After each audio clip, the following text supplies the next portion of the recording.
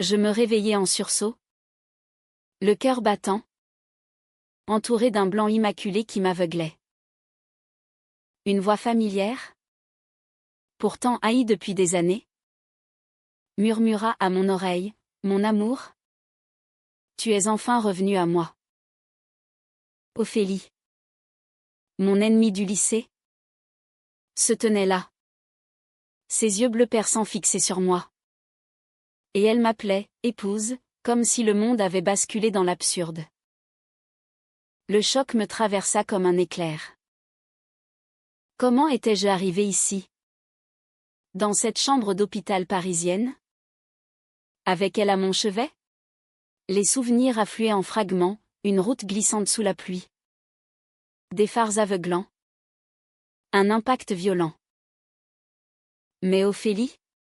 Elle qui m'avait tourmentée pendant nos années au lycée Henri IV? Avec ses moqueries cinglantes et ses intrigues mesquines.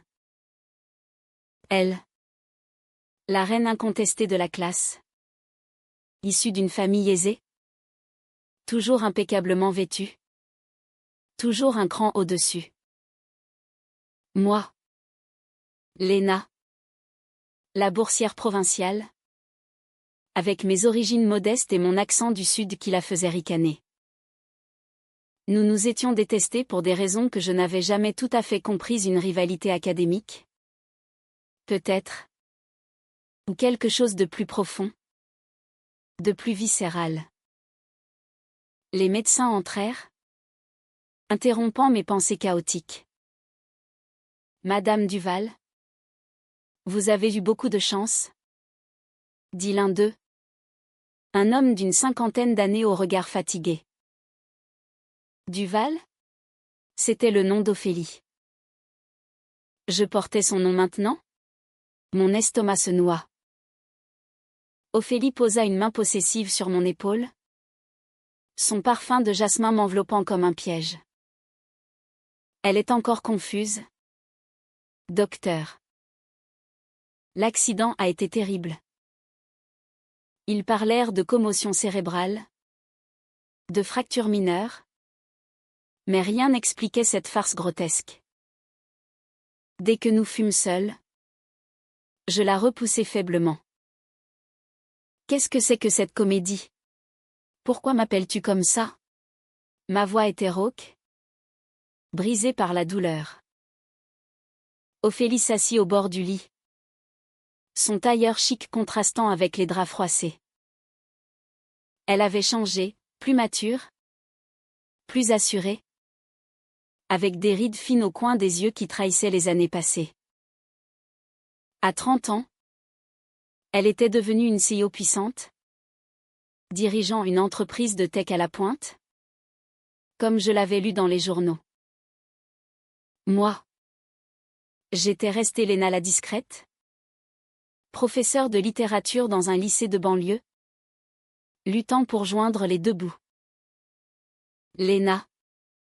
Écoute-moi, murmura-t-elle, sa voix tremblante pour la première fois. Il y a 2 ans, après le lycée, nos chemins se sont croisés à nouveau. Tu ne te souviens de rien? Je secouai la tête, paniquée. Amnésie partielle, avait dit le médecin. Des trous béants dans ma mémoire. Ophélie poursuivit. Les larmes aux yeux, nous nous sommes revus à une conférence à Paris. Au début, c'était de la haine. Comme avant. Mais ensuite, quelque chose a changé. Nous avons commencé à nous voir, en secret. Et puis, il y a 6 mois, nous nous sommes mariés. Discrètement, à la mairie du 7e arrondissement. Mariés? Le mot résonna comme une insulte. Moi? Avec elle? Une lesbienne assumée? Peut-être. Mais avec Ophélie? Impossible. J'avais toujours fui les relations compliquées, préférant la solitude à la tourmente. Et elle? Avec son passé hétéro? Ses fiancés successifs dont elle se vantait au lycée? Tu mens. Cracher je. C'est une blague cruelle? Comme celle que tu me faisais autrefois. Mais ses yeux, emplis d'une douleur authentique, me firent douter. Elle sortit son téléphone, me montrant des photos, nous deux, enlacés sur la scène, un anneau à nos doigts. Mon visage sur ces images rayonnait d'un bonheur que je ne reconnaissais pas. Était-ce possible? Avais-je effacé ces souvenirs pour me protéger d'une vérité trop douloureuse? Les jours suivants furent un tourbillon. Sortie de l'hôpital, Ophélie m'emmena dans son appartement haussmannien du Marais. Un palais de luxe avec vue sur les toits de Paris. Elle me traitait avec une tendresse infinie, cuisinant des plats provençaux pour me rappeler mes racines, m'enveloppant dans des couvertures douces quand je tremblais de froid. Mais chaque geste éveillait en moi un malaise profond. Qui étais-je devenue? Une épouse trophée pour cette femme puissante? Puis, les premiers indices d'un secret affleurèrent. En fouillant dans mes affaires, nos affaires, je trouvai un journal intime. Les entrées, écrites de ma main, parlaient d'une passion dévorante, mais aussi de doute. Ophélie me cache quelque chose. Son entreprise est en péril. Et notre mariage? Est-ce seulement de l'amour? Mon cœur se serra. Était-ce un mariage de convenance? Pour sauver sa société? Peut-être. En utilisant mon nom ou mes connexions? Mais quelle connexion avais-je? La nuit. Je l'observais dormir. Ses traits apaisés contrastant avec la tempête en moi. La haine d'autrefois se mêlait à une curiosité malsaine. Et si c'était vrai? Et si, sous les moqueries du lycée, se cachait une attirance refoulée? À l'époque, Ophélie avait une grand-mère espagnole qui lui avait transmis un tempérament fougueux, passionné. Elle dansait le flamenco en secret, m'avait-on dit. Peut-être que cette ardeur latine avait allumé en nous une flamme interdite. Un soir, alors que la pluie battait les vitres, je la confrontai. Dis-moi la vérité. Ophélie. Pourquoi m'as-tu épousée? Elle hésita. Puis avoua, au début, c'était pour l'image. Ma société traversait une crise, et un mariage stable m'aidait à rassurer les investisseurs. Mais Léna, je t'aime. Vraiment. Ces mots me transpercèrent. Phénomène ou sincérité? La ligne entre les deux s'effritait. Les semaines s'écoulèrent dans une danse précaire entre tendresse et suspicion. Ophélie. En tant que CEO de Technova, une start-up révolutionnant l'IA, passait ses journées en réunions interminables, me laissant seule dans l'appartement. J'errais dans les rues du Marais, respirant l'air chargé d'histoire, essayant de recoller les pièces de ma mémoire fragmentée. Paris, avec ses cafés animés et ses ponts romantiques, semblait se moquer de mon tourment intérieur. Un après-midi, je reçus un appel anonyme. Une voix féminine, étouffée, murmura, ne lui fais pas confiance. Léna. Ophélie n'est pas celle qu'elle prétend. Cherche dans son bureau. Le cœur battant, je fouillai son espace de travail. Un sanctuaire moderne rempli de gadgets high-tech. Sous une pile de documents, je trouvai un dossier marqué « Contrat prénuptial ». Les pages révélaient un accord froid, en échange de notre mariage. Ophélie me versait une somme substantielle, couvrant mes dettes d'études et assurant ma stabilité financière. Était-ce donc ça? Une transaction déguisée en amour? La rage m'envahit. Quand elle rentra ce soir-là, je jetai le dossier à ses pieds. Tu m'as acheté. Comme une marchandise, criai-je. Les larmes coulant malgré moi. Ophélie blêmit. Ses mains tremblantes. Ce n'est pas ce que tu crois. Léna. Oui. Au début, c'était pratique. Mais notre relation a évolué. Je t'ai aimé pour de vrai. Ses yeux imploraient. Mais je n'entendais que les échos de nos disputes lycéennes. Quand elle me rabaissait pour se sentir supérieure. La dispute dégénéra en une tempête émotionnelle. Tu as toujours été une manipulatrice?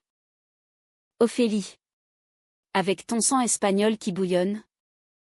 Tu joues avec les cœurs comme avec des pions. Elle recula. Blessée. Et toi? Léna. Toujours la victime. Tu oublies que c'est toi qui m'as approché la première? À cette conférence. Toi qui as insisté pour qu'on essaie. Vraiment? Un flash me revint, une soirée arrosée. Nos regards se croisant. Une conversation qui virait à la confidence. Avais-je initié cela? Pour ajouter au chaos. Ma famille entra en scène. Ma mère, venue de Provence, débarqua sans prévenir. Ma chérie. Qu'est-ce que c'est que cette histoire de mariage? Avec une femme? Et elle? En plus? Ophélie et moi avions été rivales notoires au lycée, ma mère en gardait un souvenir amer. La confrontation fut explosive. Ophélie, avec son calme de CEO, tenta de l'apaiser, madame. Je l'aime sincèrement. Laissez-nous une chance. Mais ma mère, traditionnaliste, secoua la tête. C'est contre nature. Et toi? Léna? Tu as perdu la tête? Ce soir-là. Seule avec Ophélie. Je craquai. Peut-être que ma mère a raison. Peut-être que tout ça est une erreur. Elle me prit dans ses bras. Son corps chaud contre le mien. Et pour la première fois depuis mon réveil, je sentis une étincelle familière. Un baiser doux. Chargé d'émotions refoulées. Pas de passion dévorante, mais une tendresse qui me fit douter. Était-ce de l'amour? Ou le confort de l'habitude? Pourtant, les secrets s'accumulaient. Je découvris des messages sur son ordinateur, des échanges avec une ex-petite amie. Une Espagnole nommée Maria, qui la suppliait de revenir. Ophélie. Notre passion était réelle. Laisse cette Française fade. La jalousie me consuma. Était-ce une trahison? Quand je la confrontai, elle jura que c'était du passé. Maria était là avant toi. Elle est instable. Obsédée. Mais le doute s'insinuait. Comme un poison. Au milieu de cette tourmente, un événement inattendu surgit. Teknova fit face à un scandale, des accusations de plagiat sur leur IA. Ophélie, sous pression, se referma sur elle-même. Je la vis s'effondrer un soir, pleurant dans le salon. Tout s'écroule. Léna. Si je perds l'entreprise, je perds tout. Pour la première fois, je vis sa vulnérabilité. Cette façade de CEO craquelant pour révéler une femme hantée par ses démons. Son héritage espagnol. avec sa grand-mère qui avait fui la dictature franquiste, lui avait inculqué une fierté farouche, mais aussi une peur de l'échec. Je décidai de l'aider. Utilisant mes compétences en littérature, je rédigeai un communiqué de presse émouvant, défendant son intégrité. Elle me regarda avec gratitude, « Tu es ma sauveuse. » Mais était-ce suffisant pour effacer les mensonges? La crise culmina lors d'une soirée de gala à l'Opéra Garnier. Ophélie, resplendissante en robe rouge, un clin d'œil à ses racines flamenca, m'invita comme son épouse officielle. Là, je rencontrai Maria en personne, une beauté brune, ardente, qui me toisa avec mépris. Ophélie n'est pas pour toi. Elle a besoin de passion, pas de tiédeur. Ces mots ravivèrent mes insécurités. Plus tard, je surpris Ophélie et Maria en conversation animée. Était-ce une trahison? Je m'enfuis dans la nuit parisienne, le cœur en miettes. Ophélie me rattrapa sous la pluie. Léna. Attends. Maria est venue pour me menacer. Elle veut détruire notre mariage. Ses explications sonnaient vraies, mais la confiance était brisée. Les jours suivants furent un gouffre de silence. Ophélie et moi vivions sous le même toit, mais comme des étrangères. Je passais mes nuits à relire mon journal, cherchant des indices sur notre passé. Une entrée me frappa, « Aujourd'hui ». Ophélie m'a avoué son secret. Son enfance marquée par le rejet de sa sexualité, par sa famille conservatrice. C'est pour ça qu'elle me haïssait au lycée, j'incarnais la liberté qu'elle enviait. Soudain, tout s'éclairait. Sa cruauté n'était que le masque d'une douleur profonde. Je décidai de creuser plus loin. En contactant d'anciens camarades du lycée, j'appris des rumeurs. Ophélie avait eu une liaison secrète avec une professeure, étouffée par le scandale. Était-ce la source de sa haine envers moi, qui excellait sans effort? Ou une projection de ses tourments intérieurs? Pendant ce temps, le scandale de Teknova s'intensifia. Les médias français s'emparèrent de l'affaire, titrant sur « La CEO lesbienne et son mariage controversé ». Notre vie privée devint publique, alimentant des débats houleux sur les réseaux. Des conservateurs nous attaquaient, tandis que la communauté LGBT nous soutenait mollement, suspicieuse de notre union, opportuniste. Ophélie, sous le feu, devint irascible. Pourquoi ne me crois-tu pas? Léna? J'ai tout risqué pour toi. Une nuit. La tension explosa. Risquer quoi? Ton empire? Ou ton cœur? Répliquai-je. Elle me fixa, les yeux emplis de feu espagnol. Les deux. J'ai quitté Maria pour toi. J'ai affronté ma famille. Et toi? Tu doutes encore? Ces mots me touchèrent. Mais un appel de Maria changea tout. Elle m'envoya des preuves, des emails où Ophélie avouait que notre mariage était une façade pour masquer une affaire financière illicite. La trahison me submergea. Je confrontai Ophélie avec les documents. C'est vrai? Tu as utilisé notre union pour blanchir de l'argent? Elle s'effondra. Avouant à demi-mot, c'était une erreur du passé. Maria m'a piégé.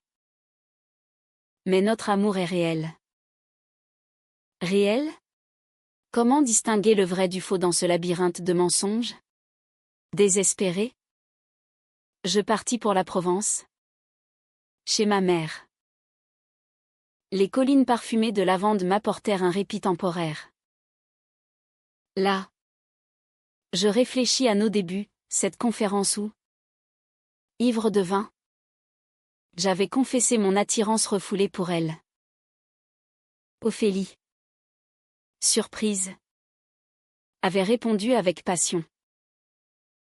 Mais était-ce authentique? Ou un calcul? Ma mère, adoucie par le temps, me conseilla, l'amour n'est pas parfait. Ma fille. Mais s'il y a du feu, il peut brûler les ombres. Inspirée, je rentrai à Paris, prête à une ultime confrontation. Ophélie m'attendait, les traits tirés. Je vais tout te dire, murmura-t-elle. Elle révéla son passé, enfant. Rejetée par sa mère pour son orientation, elle s'était forgé une armure de succès. Au lycée, ma confiance l'avait jalouse, la poussant à me blesser. Puis, des années plus tard, notre rencontre avait ravivé une flamme. Mais oui, le mariage avait un aspect pratique pour la sauver d'un chantage de Maria, qui menaçait de révéler des irrégularités financières. J'aurais dû te le dire dès le début, admit-elle, en larmes. Peur de te perdre. Pour la première fois, je vis Ophélie nue, sans masque. Mon cœur, divisé entre phénotype et empathie, pencha vers le pardon. Nous passâmes la nuit à parler, reconstruisant nos souvenirs. Un baiser scella une trêve fragile. Mais le destin frappa à nouveau. Teknova fut perquisitionnée. Ophélie, accusée de fraude, risquait la prison. C'est Maria, grogna-t-elle. Elle veut ma ruine. Ensemble, nous enquêtâmes. Je contactai un avocat ami, déterrant des preuves que Maria avait falsifié les documents. La contre-attaque fut lancée. Au tribunal, l'atmosphère était électrique. Ophélie, stoïque, témoigna avec une éloquence passionnée, évoquant son héritage espagnol comme source de résilience. Je la soutins du regard. Mon amour naissant des cendres. Le juge, touché, suspendit les charges en attendant enquête. Sortie du palais de justice, sous un ciel parisien gris, Ophélie me serra contre elle. Merci. Mon amour. Sans toi. Mais un doute persistait, pouvait-on bâtir sur des ruines? La victoire au tribunal n'apporta pas la paix immédiate. Ophélie, bien que blanchie, vit son entreprise ébranlée.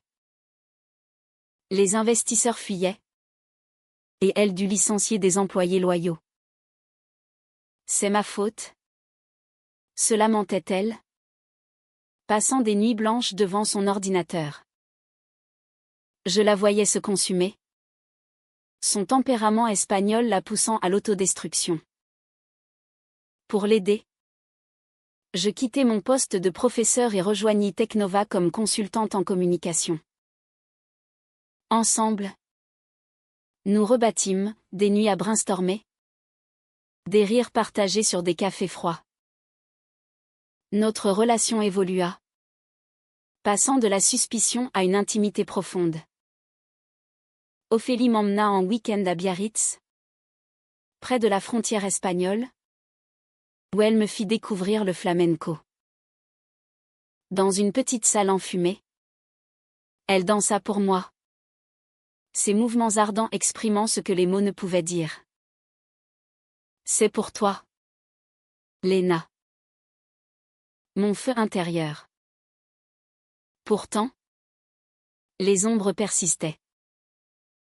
Maria réapparut, envoyant des lettres anonymes accusant Ophélie d'infidélité.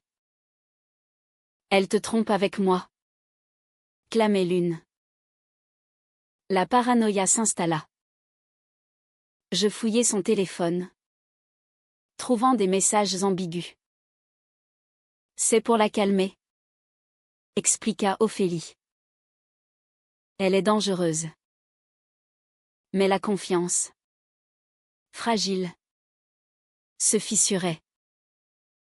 Un soir, lors d'une dispute, je lâchai, peut-être que notre mariage était une erreur dès le départ. Divorçons. Ophélie pâlit. Non. Léna. Pas après tout ça. Ses yeux, emplis de désespoir, me rappelèrent la jeune fille du lycée, cachant sa vulnérabilité sous l'arrogance. Le climax arriva lors d'une confrontation avec Maria. Nous la rencontrâmes dans un café du quartier latin. Elle, belle et vindicative, cracha son venin. Ophélie m'a aimé passionnément. Vous n'êtes qu'une pâle copie. Ophélie, tremblante, répliqua, c'était toxique. Maria. Avec Léna. C'est vrai. Maria rit, révélant son plan, détruire Ophélie par jalousie. La révélation me choqua. Maria avoua avoir orchestré le scandale pour nous séparer. Vous ne la méritez pas, siffla-t-elle. Ophélie, furieuse, la menaça d'une plainte. Maria partit en larmes, laissant un vide. Ce soir-là, Ophélie et moi fîmes face à nos démons. J'ai été faible, admit-elle. Mais je t'ai choisi. Toi. Pour la première fois. Je crus en nous. Notre étreinte fut un pont vers l'avenir. Mais la vie, imprévisible, nous testa encore. J'appris que j'étais enceinte d'un don de sperme, planifié avant l'accident, que j'avais oublié. Ophélie, stupéfaite, pleura de joie. Notre famille, murmura-t-elle. Pourtant, le doute surgit, étais-je prête? Avec elle? Ma mère, informée, réagit avec un mélange de choc et d'acceptation. Si c'est ton choix, ma fille. Paris, avec son mélange de tradition et de modernité, semblait bénir notre union atypique. Teknova rebondit.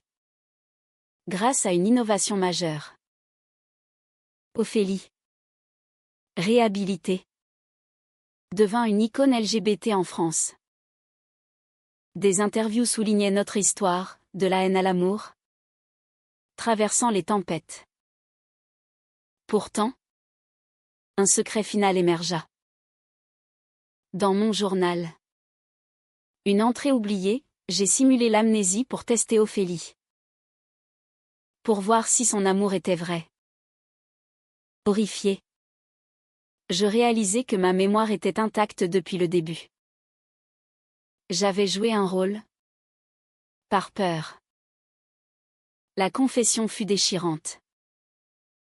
Je t'ai manipulé? Ophélie. Pardonne-moi. Elle, blessée, hésita. Pourquoi? Pour être sûre? Avouai-je. Après une nuit de silence, elle me serra. Nous sommes toutes les deux imparfaites. Mais ensemble, nous sommes fortes. Les mois suivants furent une renaissance. Avec la grossesse, notre lien s'approfondit. Ophélie, attentive, transformait l'appartement en nid douillet. Nous assistions à des cours de préparation, riant de nos maladresses. Paris, avec ses saisons changeantes, reflétait notre évolution, du chaos hivernal à un printemps florissant. Ma confession avait purgé les derniers poisons. Ophélie, avec sa résilience espagnole, pardonna. L'amour vrai survit aux épreuves, dit-elle. Nous renouâmes avec nos racines, un voyage en Espagne, chez sa grand-mère âgée, qui nous bénit avec des larmes. Vous avez le feu du flamenco dans vos cœurs. Tecnova prospera. Devenons un modèle d'inclusivité. Ophélie lança un programme pour soutenir les jeunes LGBT.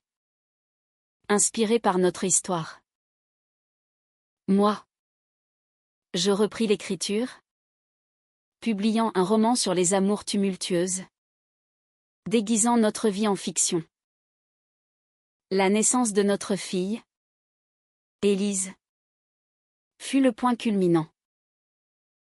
Dans la salle d'accouchement, Ophélie me tenait la main. Ses yeux brillants. Elle est parfaite. Comme toi. Élise, avec ses cheveux sombres et ses yeux verts, symbolisait notre union, un mélange de nos mondes. Pourtant, les défis persistaient. La société française, progressiste mais pas toujours tolérante, nous confrontait à des regards hostiles. Des articles controversés questionnaient notre parentalité. Mais nous affrontions cela ensemble. Avec une force née des épreuves.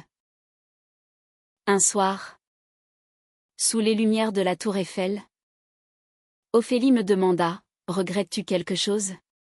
Je secouai la tête. Non. Même la haine du lycée nous a menés ici. Notre baiser, doux et profond, c'est là un avenir humain. Imparfait mais vrai.